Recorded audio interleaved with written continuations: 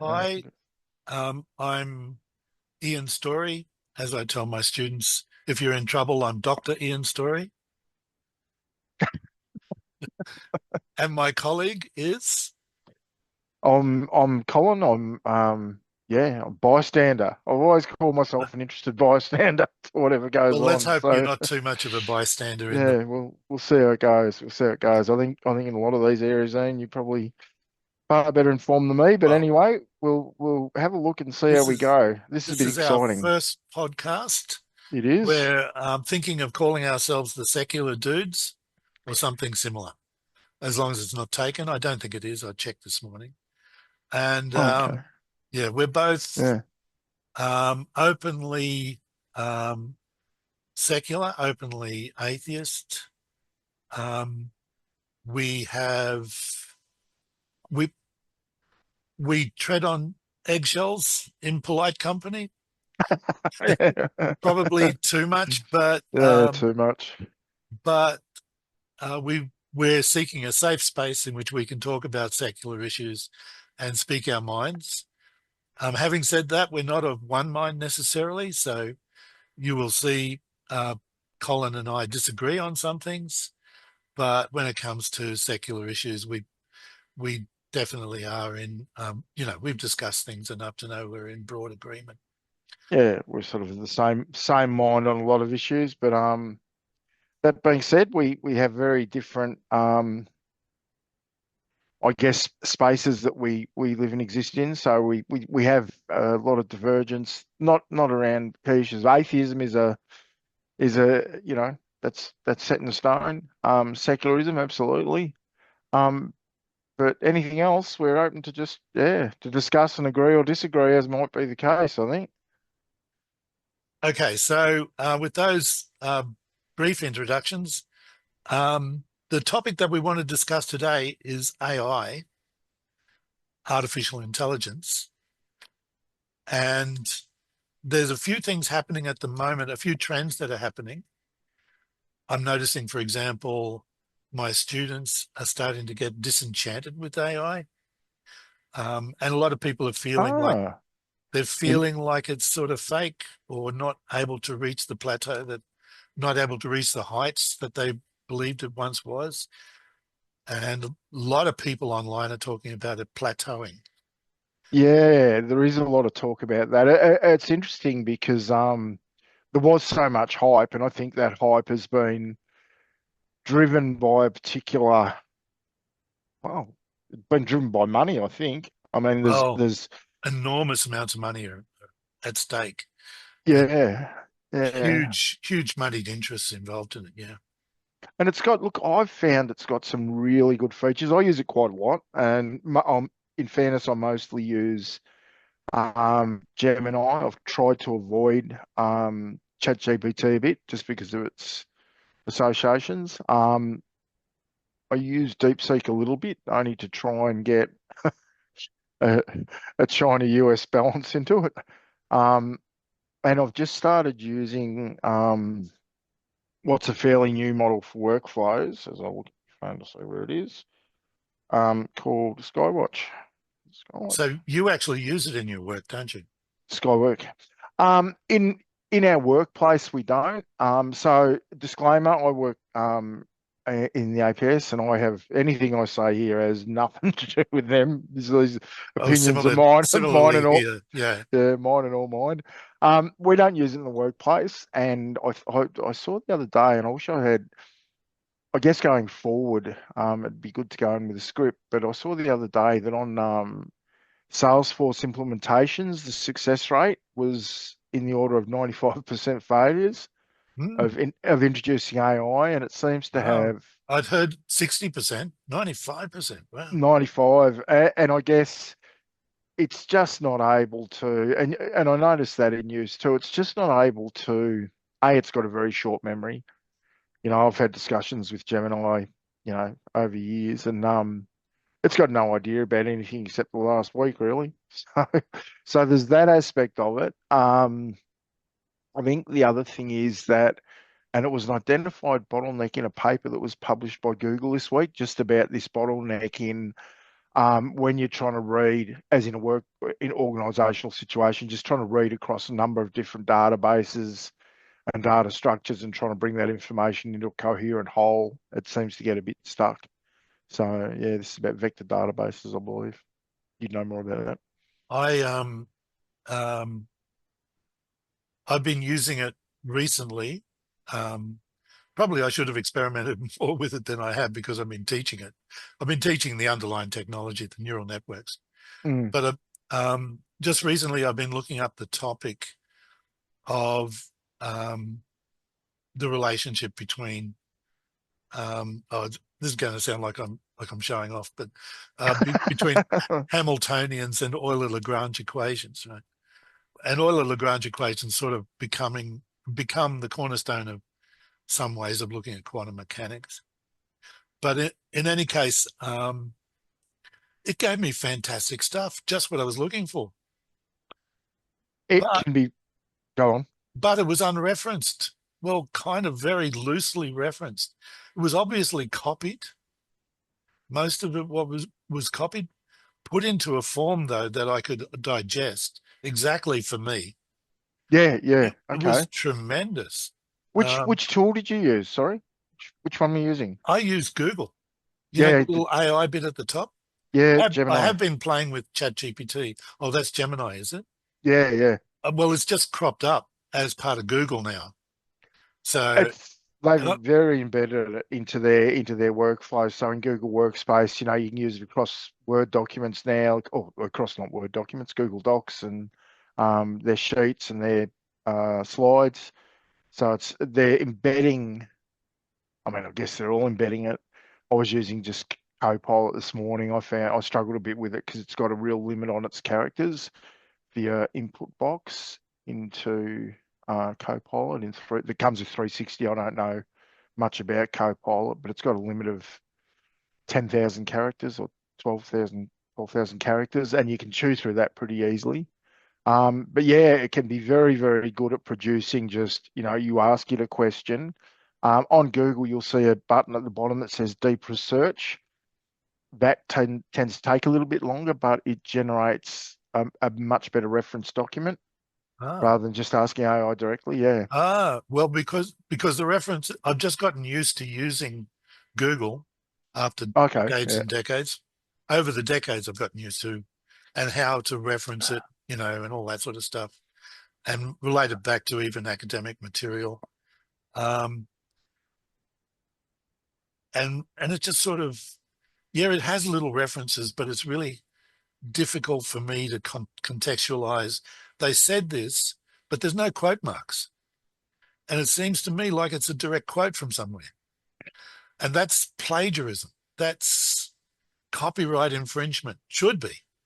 Yeah. Yeah. It's this came up. There was an article in the ABC on ABC News this morning. I think it was. Yeah, I'm pretty sure it was ABC, just in their newsletter this morning or yesterday about should Australia be relying on overseas models, or should we consider building a model of our own?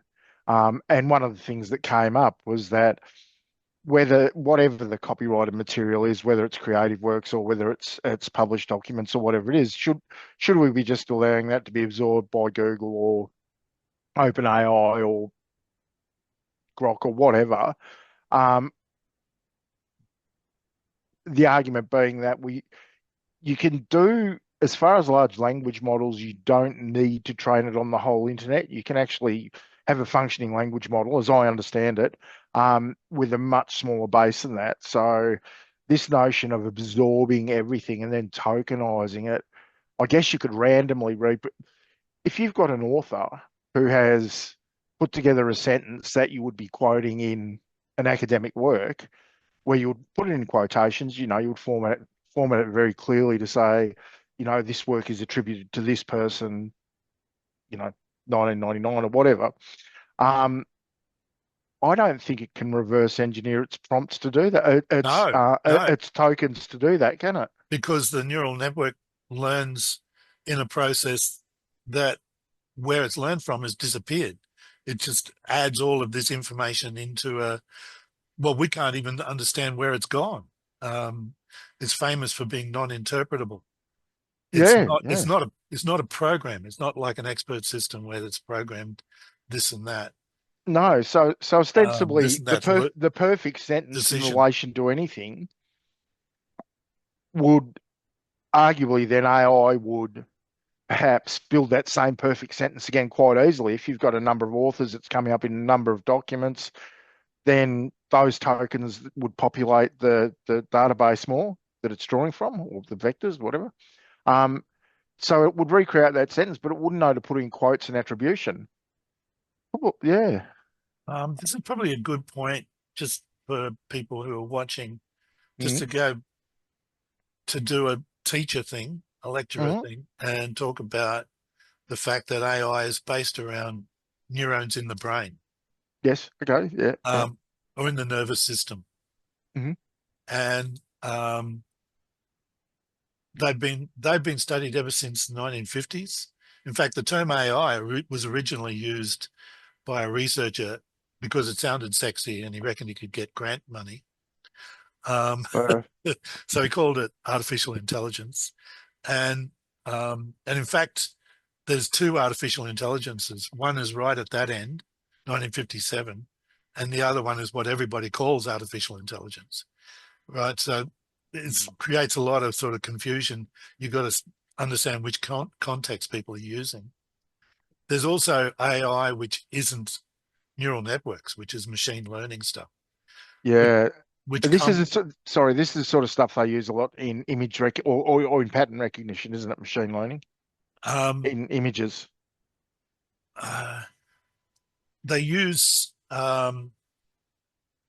PCAs to cut down the amount of data that so they can separate noise from the image.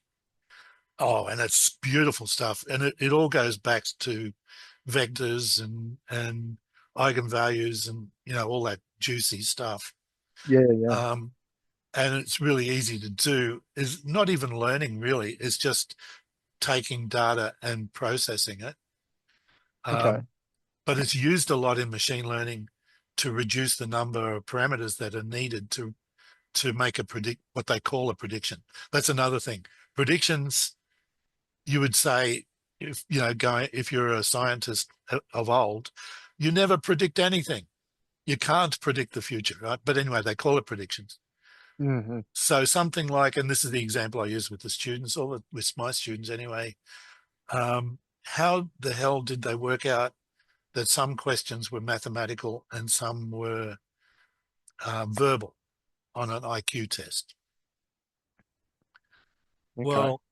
Well, you don't have to. You just pump it into the algorithm, and it tells you which ones go together because they're most highly correlated with each other. So maths Okay. questions will go together with someone who's good at maths, and verbal questions will go together with someone who's good at that. So we can discover latent properties inside things, and we can then reduce the number of parameters. So instead of having 100 questions on an IQ test, we can lump them into maths questions and verbal questions. And so that's how it's used. It's called feature engineering, and it's a really powerful process. Um, but as I say, that's the machine learning end. And as Yes. we move more towards the neural networks, it's functioning more and more like a neural system, the brain. But it only functions. I'm a bit skeptical because, and if anybody is watching this and would like to contribute, make a comment on this. For there's a thing called forward propagation and there's a thing called back propagation. And forward propagation is where the system, it's basically its algorithm, its processing, and it comes out with the output at the end. And the output might be a statement in ChatGPT, or it might be a statement saying this is the letter E and not the letter F, that sort of thing. Yep. Yep. Um, but back propagation is where they learn. And that's if they say this is an F, but it's actually an E, then you back propagate to see to reweight on the Exactly. way through. You're reweighting on the way through. So you change all the neurons just a little bit, Yes, enough yes, to every time you do it get better and better. yes, yeah. And I So, mean that's kind of a oversimplification because they now have different ways, different structures that they use, and they've got a sort of library of structures that are appropriate for certain tasks. But in all of them, that's pretty much how it works. Now the thing is, like the brain, we know it works, and we know that it works well mm. in some in a few people. Okay. Um, Used to, I remember. yeah. Um, but we don't know how it works. We don't know what's in there.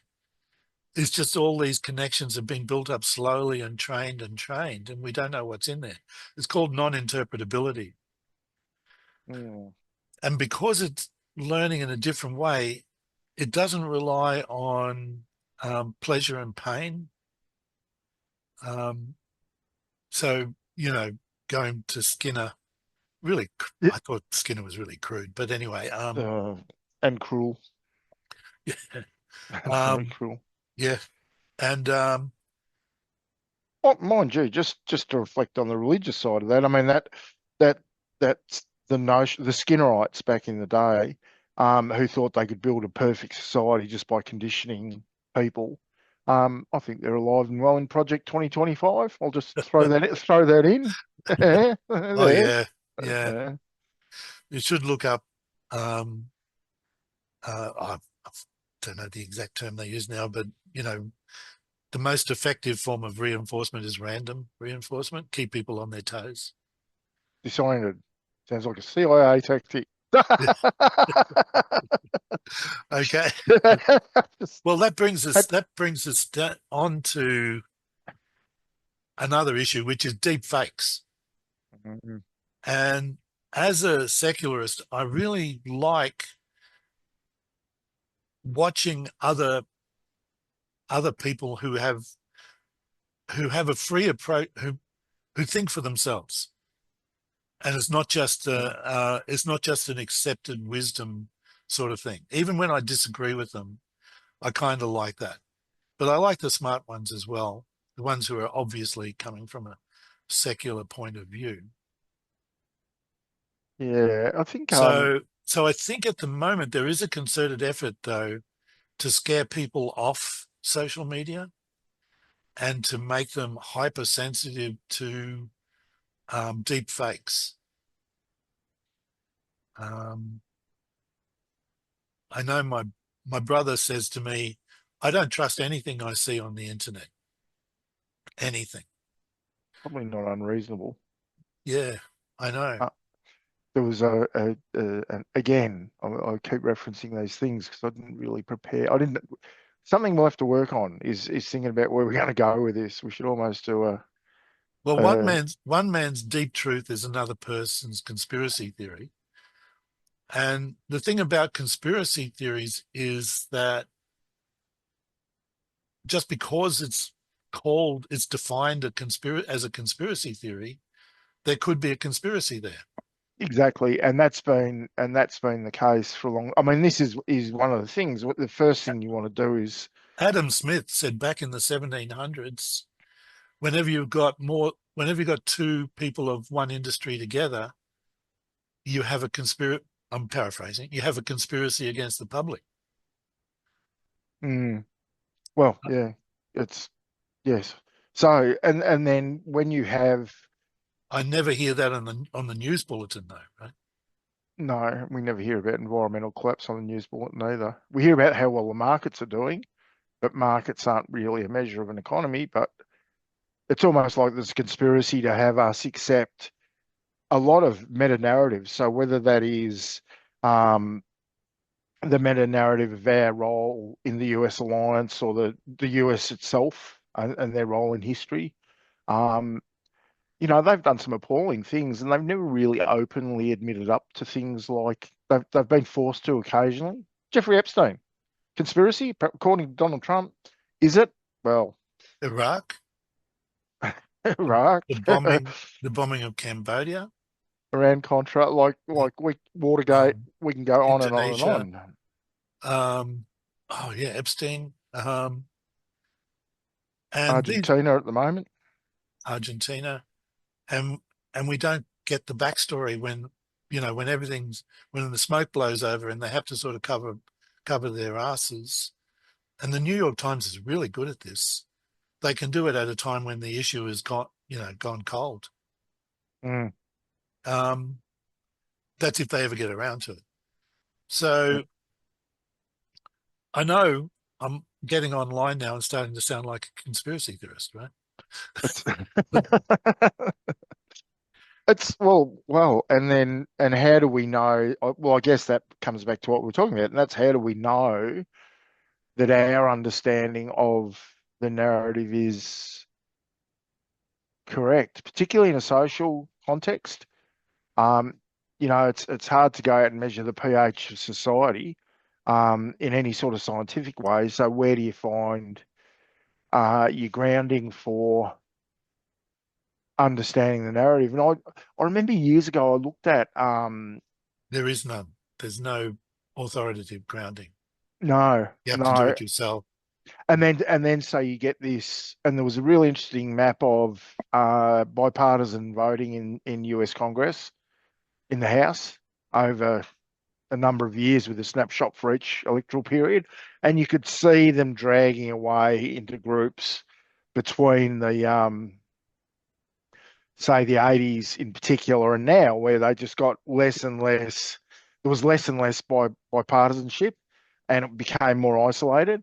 Um, and now it's like people exist within two different, for want of tunnels of reality, where the realities of the right side, our side, are sort of at least trying to tie back to, in the scientific sense, they're at least trying to tie back to like peer-reviewed articles and measures the reality that we accept based on an understanding of mathematics or language, the use of language or whatever. I would like to, again put on my academic hat and say I when I was younger and I first learned about all these processes of quoting articles, Mm, I was stupid.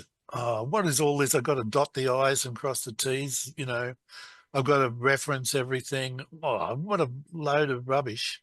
okay. I Yeah. now really respect that process. So important. It is so Absolutely. important. And when you because you're creating, I mean, so and I guess we value that. I guess some people don't. And it's like, well, I researched it on YouTube or I researched it on the internet, and I know, I um, researched, yeah, yeah, I know that the liberals are killing babies and eating them or selling their blood or whatever it might be. Um, so we seem to have this bifurcation seems to have turned into, red pill, blue pill almost, or and one of them seems really directed by vested in political interests and ideological interests, where it was interesting talking to a friend of mine just about being at the marches in Melbourne um, a couple of weeks ago on the Sunday, where you have people who say, well, we care about, immigration or whatever it might be, and they're marching with neo-Nazis and they're marching with anti-vaxxers and they're marching with. So someone has been able to corral a fairly powerful, although I don't think it's as big as it seems to be, but their ability to influence networks has led to a lot of political power, particularly in the US. Donald Trump still has 90 something percent support amongst Republicans. It doesn't matter what he does. yeah, absolutely destructive to like he he is gaining a lot of support, promising a better life to the poor in America. And I think that's a good thing, promising a better life. But he's not doing it. He's making it harder and harder for them. Hmm? Um, uh, but there's a lot of gripes that the average American is having and I've got a lot of respect for Americans. They're all lovely people, Mm. except for the Yep. politicians, the small, the 1% at the top. But They're all right. They're okay. I don't mind them. no, They're I okay. always I find them really amazingly nice, really nice to chat to. Uh, Um, and they're not bigoted individually, but yeah, they have this dichotomy that they're trained to think in is taking over, and it's affecting, let's say, the liberals. I won't say left, right? mm. The liberals and the proto-fascists, I guess you could say. Um, they're the ones that are bifurcating out, and they're affecting both the left and the right in really bad ways. Yeah, I know. I certainly know that. I'll just go back. I mean, Americans, they're fine. Like, I think people are generally like. I actually reckon we're pretty biologically, and this I know this is something you've got something to say It's something about, I and would that, love to talk about one time. yeah, yeah, is this oh, now I can't even think of it, but that we're Evolution of cooperation. yeah, that we evolved to cooperate. I don't think we've evolved to be have enemies, and certainly not along manufactured lines like states, nation states, and things like that. I think people are generally pretty good. I think we've just been captured, and then we can go back to one of my, you I know, think I think they're having said that, and I would love to talk about it and give context to it because I totally mm, believe that we're mainly programmed to that's advantageous to cooperate in most yeah, cases. yeah, We're also programmed to really fear who could be coming over the hill because back in our Stone Age period of where our genes basically, let's face it, were formed, mm, anyone could come over the hill anytime. We had no information about anything. yeah. Um, and so fearing the other, you know, It, well, let's face it, we get trained in it and they use it to force us into wars. Um, Today is the grand final day. mm. Huge, great example of training in jingoism as Yeah, yeah. um, Get on board with the tribe. yeah, and I love it too. Uh, I'm gonna watch the game and really get excited and all that sort of stuff. yeah. My team. I think the thing that grows out of that though, I mean, I don't know deep fake. How did we get here? But that's all right. I think the thing that that tribalism, and but also the size of the tribe. I don't think we evolved to deal with 7 billion people connected to the internet. I think and I don't even know if our brains would know how to do that apart from doing what we do so well, and that is simplifying, creating groups. This group here, and then it becomes the Chinese or the Americans or the Israelis, um, and none of them are homogenous groups. No, And so we can get a bit of that tribalism around footy, whatever our code is around the world, or sport, or whatever it is.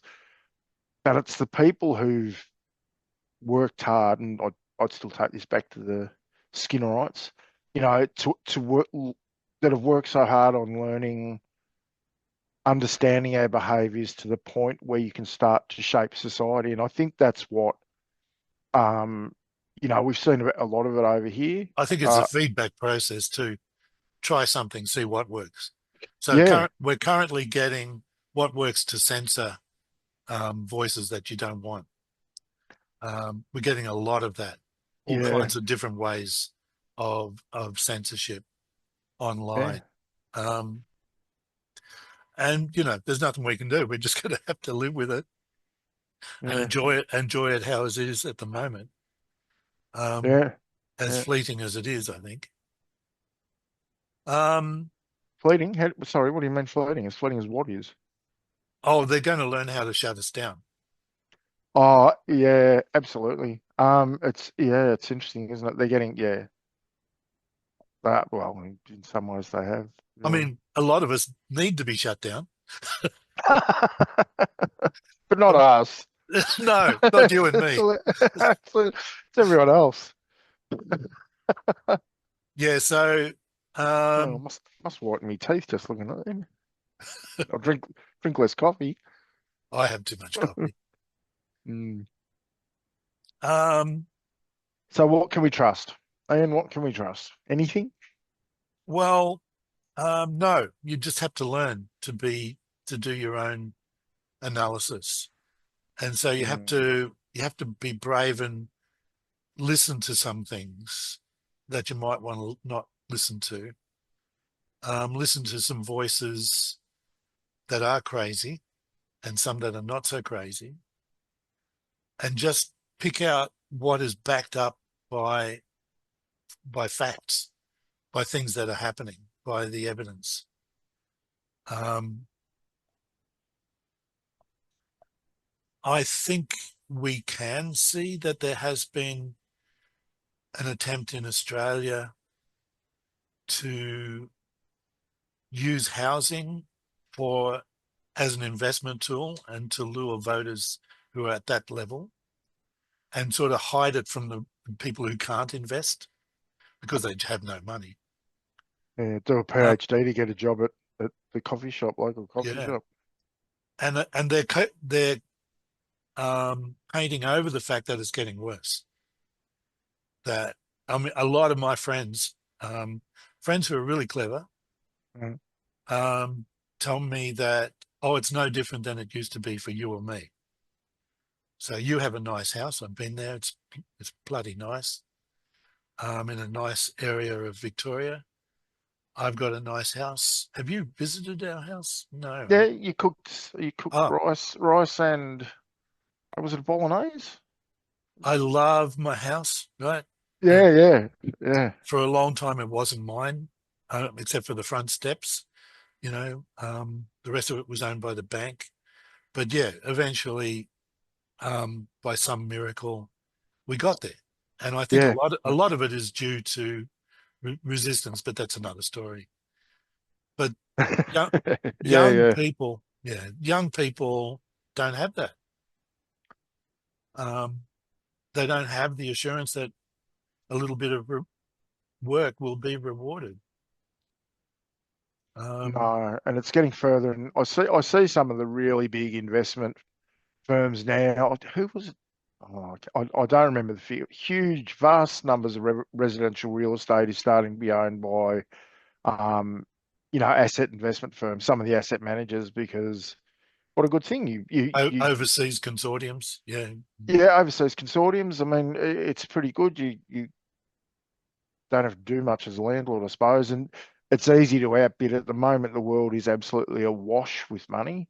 Um, that's still a bit of a remnant from bailouts over the years, going back, well, particularly, I suppose, back to 2008 and flowing on from there through COVID and the dot-com crash and everything else. Well, this is where Trump pumped in 2 trillion. Didn't need to, just pumped it straight in for no reason. Um, Yeah, at the same time, claiming that he's making life better for the average worker in America. Ridiculous. yeah, and I think if you listen to someone like Gary Stevenson's, I have a lot of, I mean, I know there's criticism of his analysis, but I mean, I think at the end of the day, inequality is a huge thing, and I think at the end of the day, that when all this money was pushed into the economy for whatever reason, when they created a lot of money to save everyone, it did it all went up. I mean, anyone at the bottom end of the scale who got their few dollars from government for during lockdown, for example. I mean, that just all went back into the system. And when it goes through the system, it filters up, and it's created this inequality. And now the world is awash with, or that 1% are awash with money. And so when there's a house comes up for sale, you got someone who's just finished their apprenticeship and they're now a tradesman or something, and they're trying to save, and it's really, really hard to get into the market. And you got Well, someone out also, it's competing with you. really hard to understand because what we get explained to us is sort of the betting end, but not the supply end. Um, I sort of found myself just like maybe 10 years ago asking myself, where does money come from? Because it's increasing all the time, right?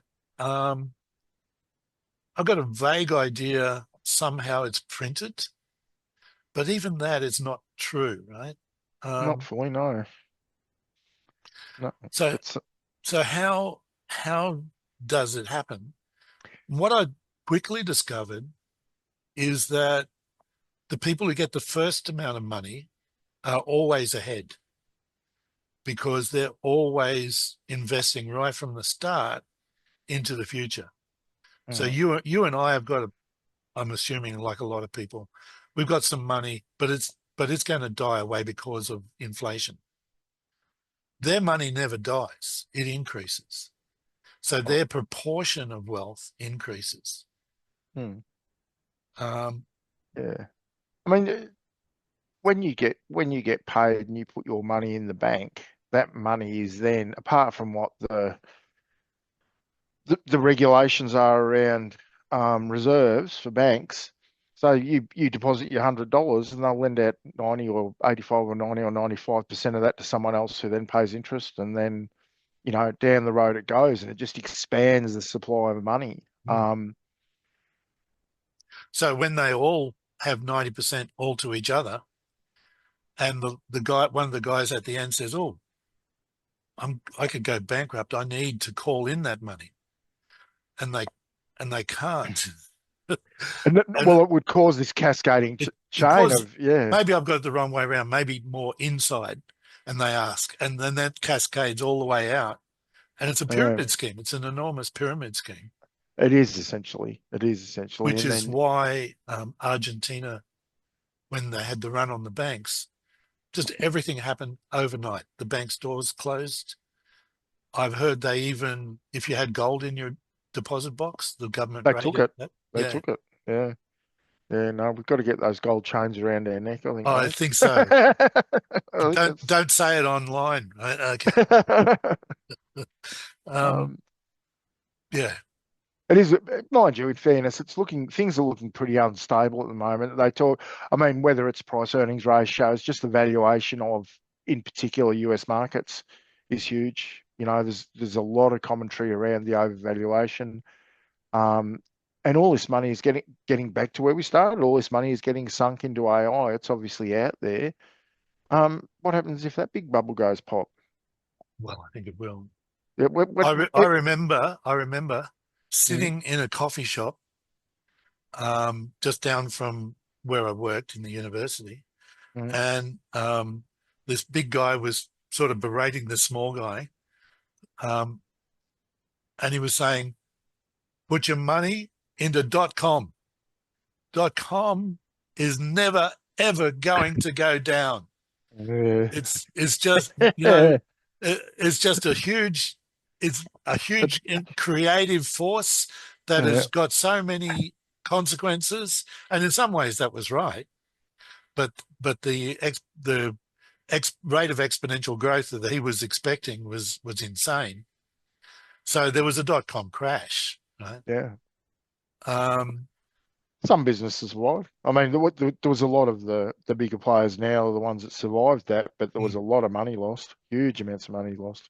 I also have a theory um that a lot of my colleagues don't agree with, it's just a theory, right?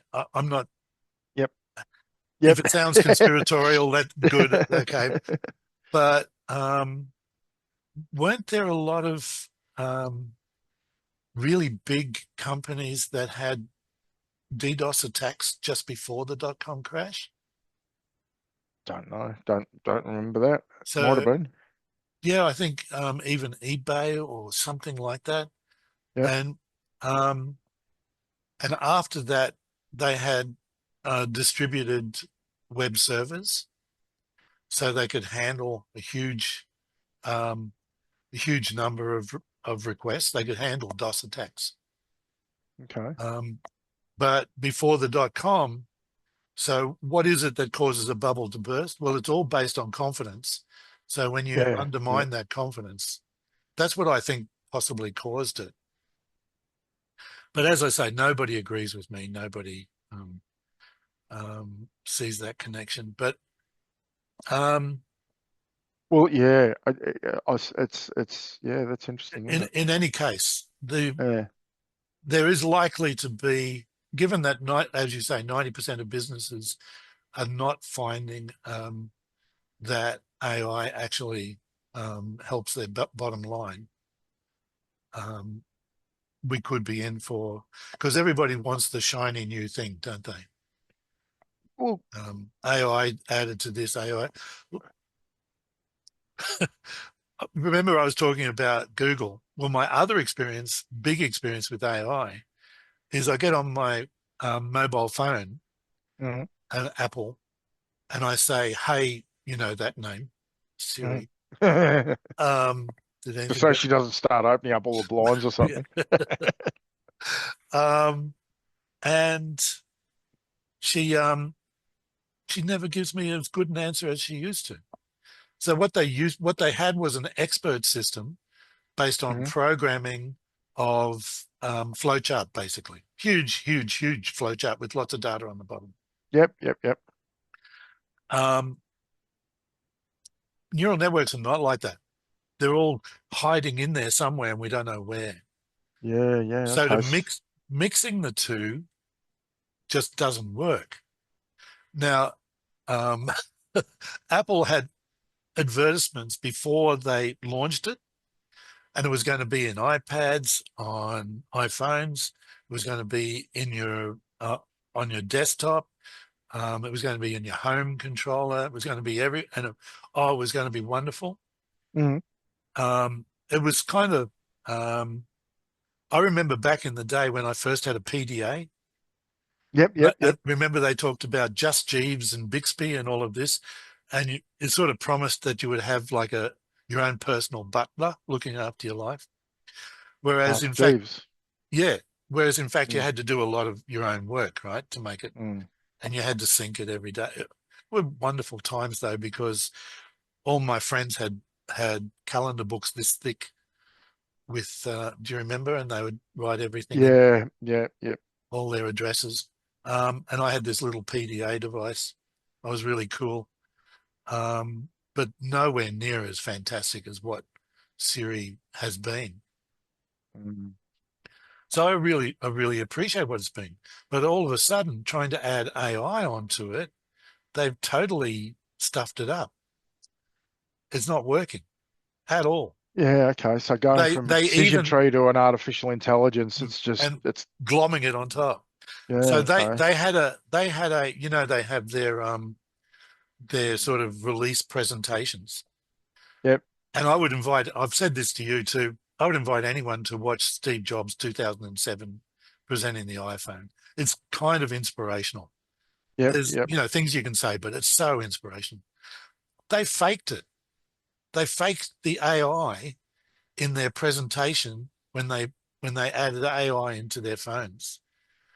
In fact, they're having I think they're having they're having court cases over it. It's, They faked the whole thing. isn't that interesting? Because we've ended up in this situation where, and it's always been true that the government will never talk down the economy and a company will never talk down its prospects. Um,